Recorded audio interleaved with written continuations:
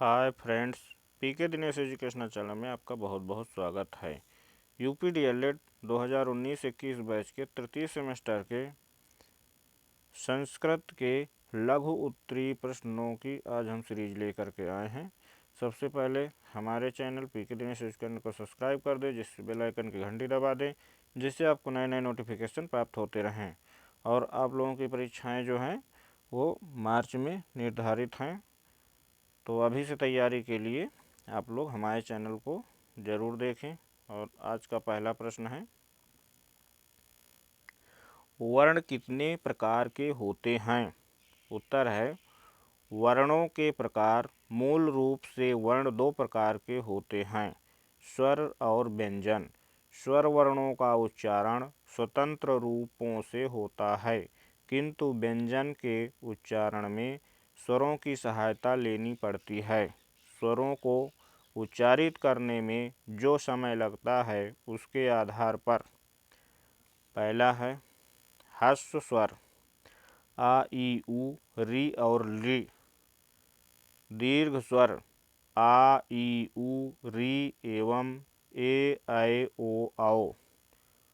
तीसरा है प्लुत। जिन स्वरों के उच्चारण में दीर्घ स्वर से भी अधिक समय लगता है वे प्लुत स्वर कहलाते हैं। इसके ज्ञान के लिए हम हिंदी में 3 का अंक जैसा संकेत बना देते हैं।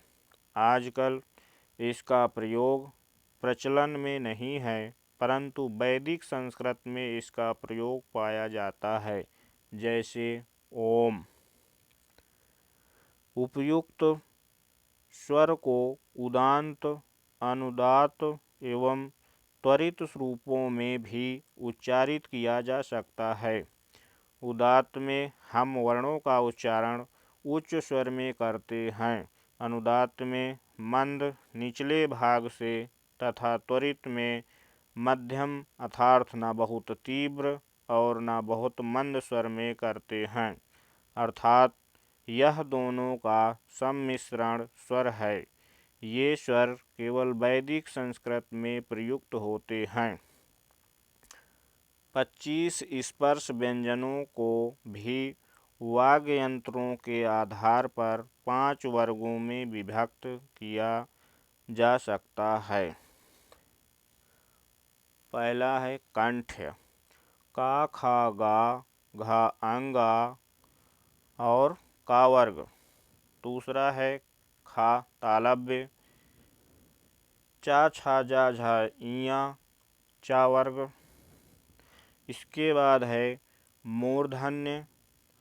मूर्धन्य है ऋतुराषाणाम, टा ठा डा ढा आणा टा वर्ग। इसके बाद है दंत्यवर्ण, लतुलसानाम दंतः ता था दा धा ना ता वर्ग। अंगा ओष्ठ, पा फा बा भा मा उपोपध्यमानीय ओष्ठः पा वर्ग। अंत के 4 अर्धस्वर यारा लावा आदि तथा 4 ऊष्म वर्ण सा खा सा हा आदि हैं।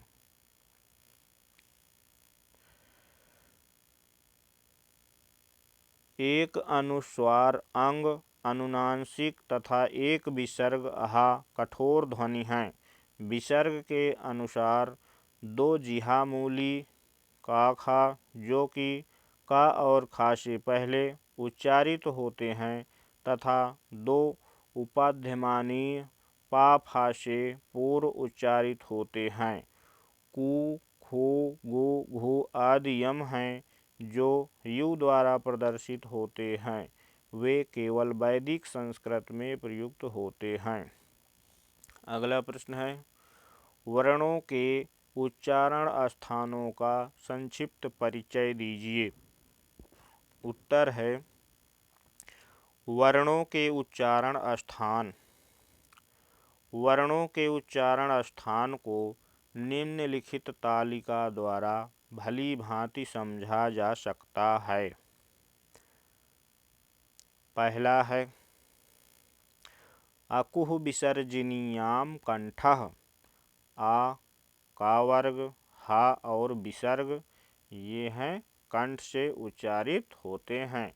दूसरा है इचुयसानाम मूर्धा, इचुयसानाम तालुः, ई चा वर्ग, या और सा ये इनका उच्चारण स्थान तालु से होता है।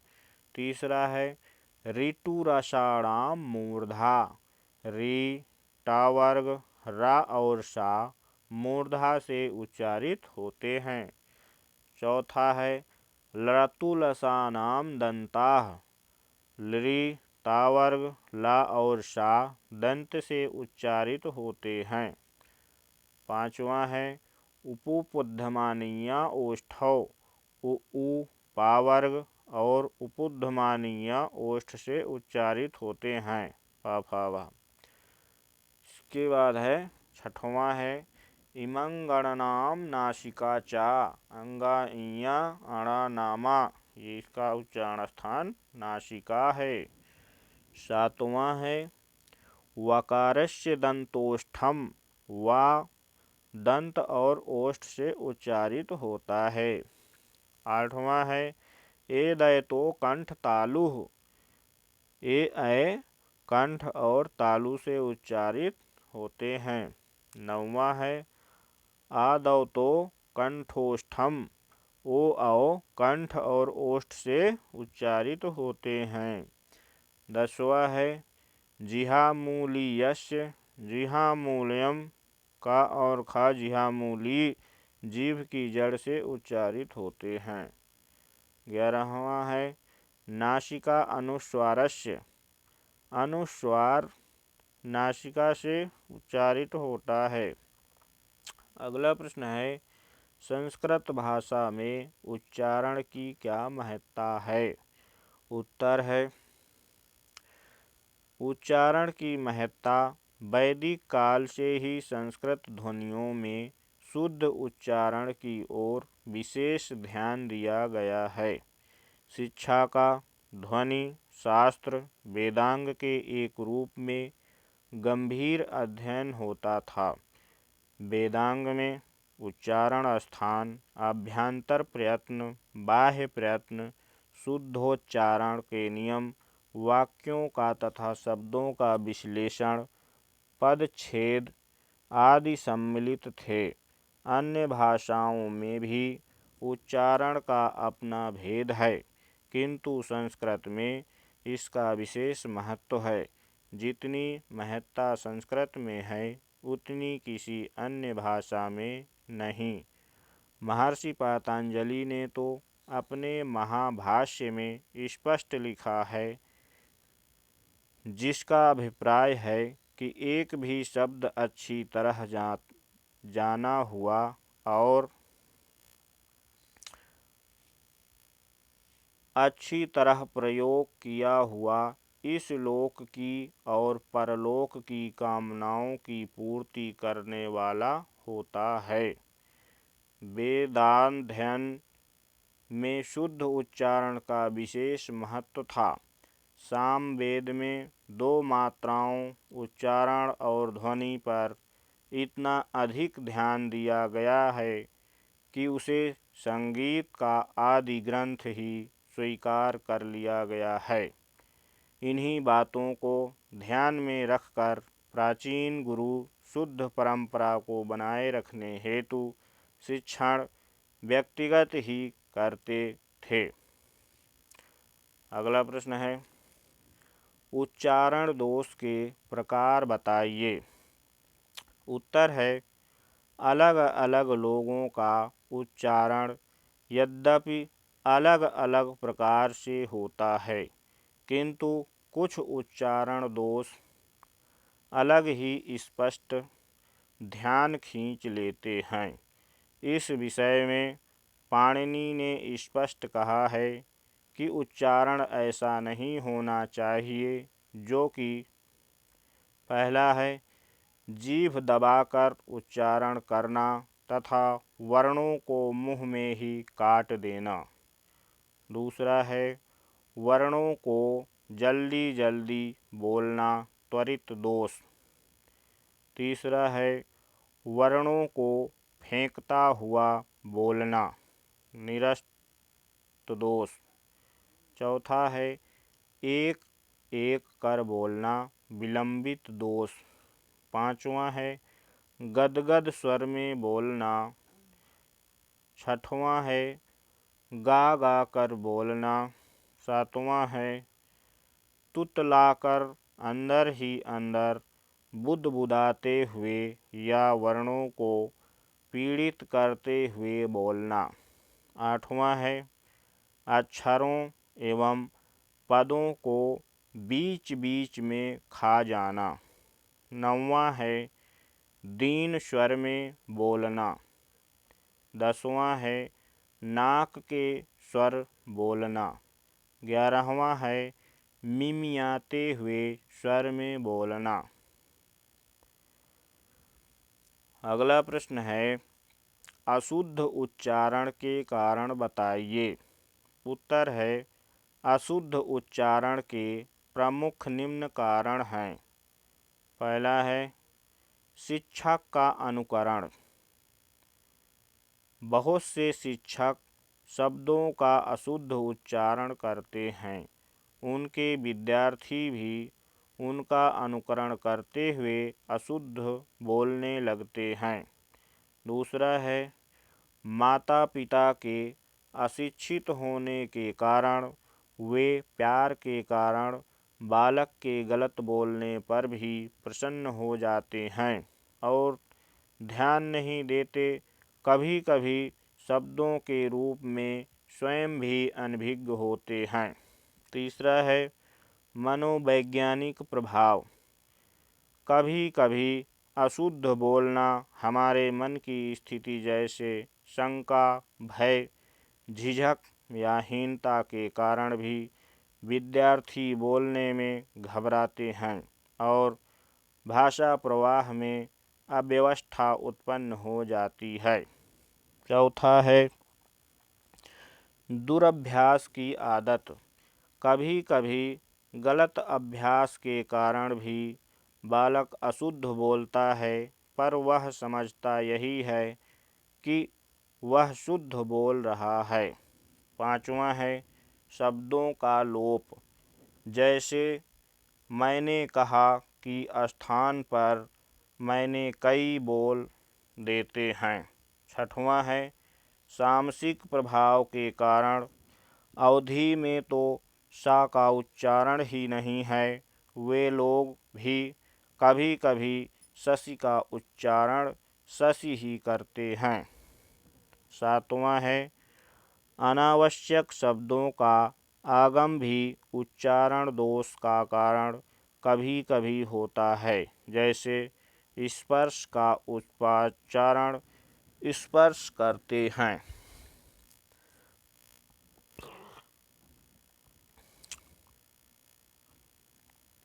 उच्चारण आठवां है उच्चारण शिक्षा पर ध्यान न देने के कारण भी छात्र अशुद्ध बोलते रहते हैं। नौवां है अज्ञानता वश भी लोग आशीर्वाद को आशीर्वाद बोलते रहते हैं। अगला प्रश्न है उच्चारण संबंधी त्रुटियों का निराकरण किस प्रकार किया जा सकता है। उत्तर है उच्चारण संबंधी त्रुटियों के कारण निराकरण हेतु निम्न बातों पर ध्यान देना आवश्यक है।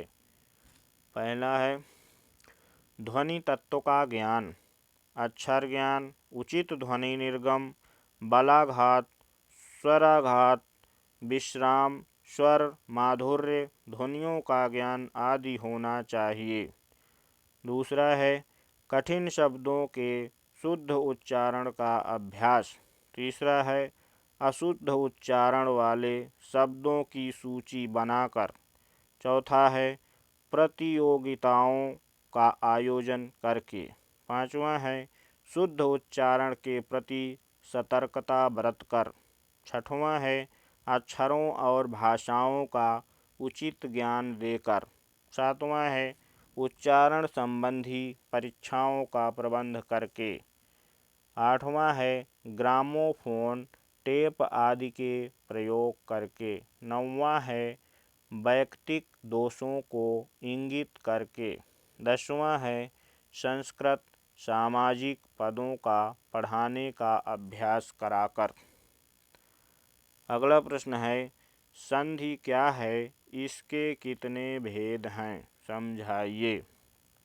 उत्तर है संधि जोड़ या मिलाना दो वर्णों की अत्यंत निकटता के कारण उनका जो योग होता है उसी को संधि कहा जाता है।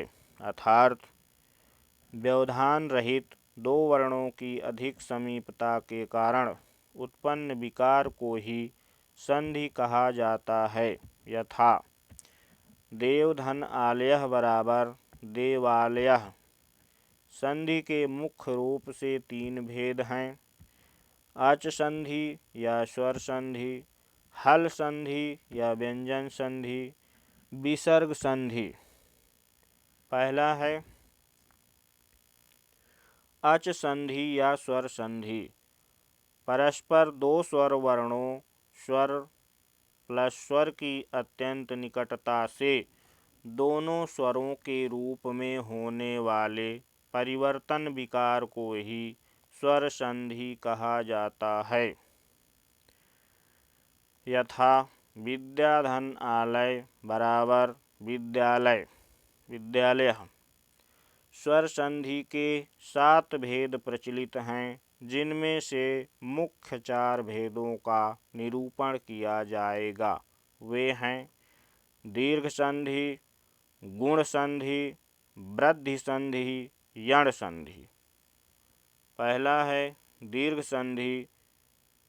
दीर्घ स्वर संधि अकः सवर्णे दीर्घः। जब ह्रस्व या दीर्घ आ ई उ री के बाद ह्रस्व या दीर्घ आ ई उ री आते हैं तो दोनों मिलकर दीर्घ आ ई उ री हो जाते हैं। जैसे अ धन अ बराबर बड़ा आ, मत धन अनुसार बराबर मतानुसार,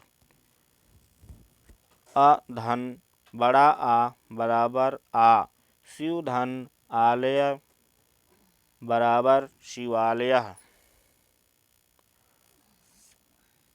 अगला है आ धन बड़ा आ बराबर बड़ा आ, महाधन आत्मा बराबर महात्मा, ई धन ई बराबर बड़ी ई, रवि धन इंद्रः बराबर रवींद्रः, बड़ी ई धन बड़ी ई बराबर बड़ी ई, रजनी धन ईशः बराबर रजनीशः, छोटा बड़ा ऊ प्लस छोटा ऊ बराबर बड़ा ऊ, वधू धन उत्सवः बराबर वधूत्सवः, बड़ा ऊ प्लस बड़ा ऊ बराबर बड़ा ऊ, भू धन ऊर्ध्वम बराबर भूर्ध्वम। दूसरा है गुण संधि। आद गुणः आ अथवा आ के बाद ई बड़ी ई आने पर, ए ऊ बड़ा ऊ आने पर ओ, री आने पर अर तथा लरी आने पर अल हो जाता है। जैसे आ धन ई बराबर ए, देव धन इंद्रः बराबर देवेंद्रः, आ धन ई बराबर ए, गण धन ईशः बराबर गणेशः, आ धन उ बराबर ओ, सूर्य धन उदयः बराबर सूर्योदयः, आ धन उ बराबर ओ, महाधन उत्सवः बराबर महोत्सवः, आ धन री बराबर अर, देव धन ऋषि बराबर देवर्षि। तीसरा है वृद्धि संधि। वृद्धिरेच आ अथवा आ के बाद यच प्रत्याहार आने पर उनकी वृद्धि हो जाती है। जैसे आ प्लस ए बराबर ऐ, एक धन एकः बराबर एकैकः, आधन ए बराबर अय तथा धन एव बराबर तथैव। आधन ओ बराबर औ वन धन औषधि बराबर वनौषधि। आधन ओ बराबर औ महाधन ओजस्वी बराबर महौजस्वी। अगला है चौथा यण संधि। इको यणाचि जब किसी इक प्रत्याहार ई उ रील री के बाद सवर्ण स्वरों के अतिरिक्त कोई असमान स्वर आता है तो उनके स्थान पर क्रमशः यण प्रत्याहार या वा राला हो जाते हैं। जैसे ईधन आ बराबर या, अतिधन अधिकः बराबर अत्यधिकः। ईधन आ बराबर या, इतिधन आदि बराबर इत्यादि। ईधन उ बराबर या, इतिधन उवाचः बराबर इत्तुवाचः। ईधन ए बराबर या, प्रतिधन एकम बराबर प्रत्येकम। रीधन आ बराबर रा, पितृधन आदेशः बराबर पित्रादेशः। नोट: इसी प्रकार अन्य उदाहरणों के विषय में समझना चाहिए। दूसरा है हल संधि या व्यंजन संधि, जहाँ किसी व्यंजन का किसी बाद वाले व्यंजन वर्णों के साथ मेल होता है तथा परस्पर मिलने से जो परिवर्तन होता है उसे व्यंजन संधि कहते हैं। तीसरा है विसर्ग संधि, जहाँ अहा से परे किसी स्वर या व्यंजन के होने पर जो विकार उत्पन्न होते हैं उसे विसर्ग संधि कहते हैं। दोस्तों, इसी प्रकार के वीडियो और नोटिफिकेशन पाने के लिए हमारे channel PK Dinesh educational channel को सब्सक्राइब ज़रूर करें और बेल आइकन की घंटी ज़रूर दबाएं। हम रोज़ इसी प्रकार नए नए नोटिफिकेशन और वीडियो आपकी तैयारी के लिए लाते रहेंगे। साथ में ही UP TET, C TET, super TET और जूनियर सुपर टेट की तैयारी के लिए भी हम वीडियो आगे डालते रहेंगे। धन्यवाद।